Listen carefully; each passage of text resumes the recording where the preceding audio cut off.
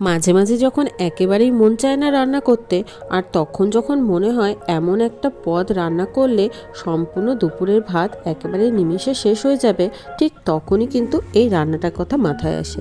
হ্যাঁ, আজকে আমি যে রেসিপিটা তোমাদের সাথে শেয়ার করব সেটা হচ্ছে ডাল ডিম। ডাল ডিম রান্না করার জন্য আমি ডিমগুলো প্রথমে সিদ্ধ করতে বসিয়ে দিয়েছি। আর এদিকে আমি মসুর ডাল নিয়ে নিয়েছি 1 কাপ।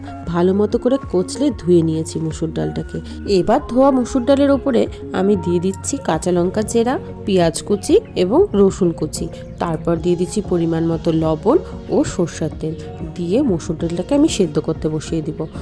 একদম আধা সেদ্ধ হবে এরকম অবস্থায় কিন্তু আমি মসুর ডালটা নামিয়ে নেব। আর এদিকে ডিমগুলোকে ঠান্ডা করে ছুলে নিয়েছি, আর চাকু দিয়ে ডিমের গায়ে কতগুলো দাগও করে নিয়েছি, যাতে লবণ হলুদটা খুব ভালো মতো করে ডিমের মধ্যে ঢুকতে পারে।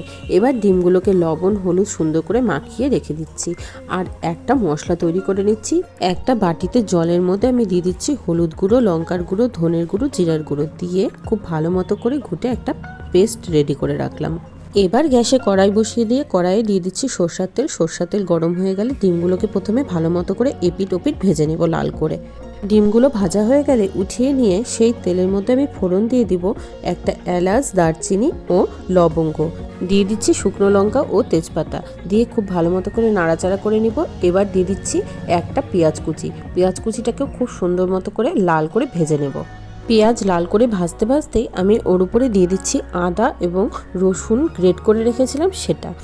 এবার আদা, রসুন, পেঁয়াজ খুব ভালো মতো করে ভাজা ভাজা করতে হবে, যাতে রসুন ও আদার কাঁচা গন্ধটা না থাকে। এবার দিয়ে দিচ্ছি সামান্য লবণ, যেহেতু ডালে লবণ দেওয়া আছে এর জন্য খুব সামান্য পরিমাণেই লবণ দিচ্ছি। এবার যে মশলাটা তৈরি করে রেখেছিলাম সেই মশলাটা দিয়ে খুব ভালো মতো করে কষাতে হবে।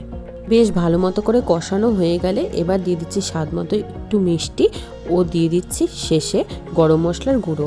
এবার আবারও কিছুক্ষণ মশলাটা বেশ ভালো মতো করে নাড়াচাড়া করে নিতে হবে। মশলাটা থেকে যখন একদম তেল ছেড়ে আসবে তখন দিয়ে দিতে হবে ডালটা দিয়ে ভালো মতো করে নাড়াচাড়া করে নিয়ে ডিমগুলোকে দিয়ে দিতে হবে।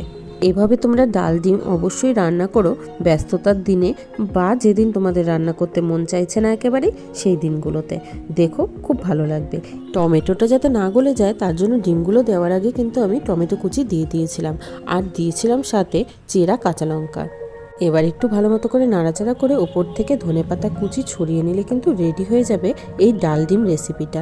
তারপর তোমরা গরম গরম ভাতে এই ডাল ডিম পরিবেশন করো।